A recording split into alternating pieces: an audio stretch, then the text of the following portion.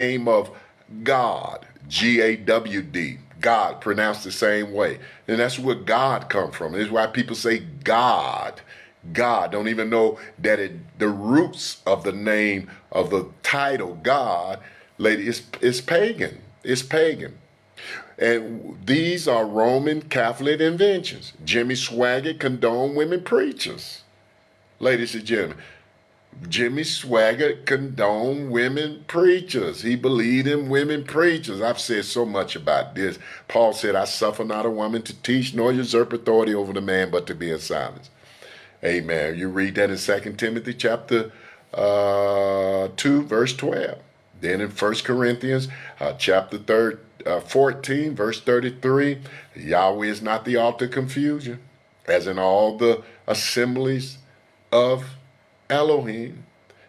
He said, let your women keep silence in the church, for it's not permitted for them to speak in the church, for they are commanded to be under obedience, also said the law. And if they will learn anything, let them ask their husbands at home. Verse 37 said, if any man seem to be a prophet or spiritual, let him acknowledge that the things that I write unto you, they are the commandments of Elohim. Read 1 Corinthians 14, verses 33 through 37. It's right there. It's right in the Bible. Ladies and gentlemen, Jimmy Swaggart condoned women preachers. He wore neckties, which I've taught on this so many times. The necktie is a Freemason symbol. Matter of fact, the necktie represents or symbolizes a male private part, a penis, a phallic. Ladies and gentlemen, it's an Egyptian obelisk. You look at the Egyptian obelisk. You know, then it goes down. Look at the Washington Monument. Or just look at the obelisk there in St. Peter's Square in the Vatican. It's a penis. That's what that symbolizes. And a necktie is an upside down Egyptian obelisk. That's what it symbolizes. People wear it. Jimmy Swaggart wore it. He wore that Freemason symbol. Ladies and gentlemen. He marred the corners of his beard. He didn't wear no beard.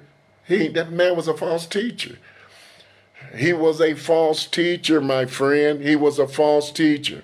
Glory to Yahweh. Jimmy Swaggart, worship in church buildings. I had to learn this. Amen. To tell you, I built a church building. I built one in Louisiana, ladies and gentlemen. I built one. Amen. It sit 350 people. I built it. Ladies and gentlemen, me and a few brothers, we built it. Amen. We built it.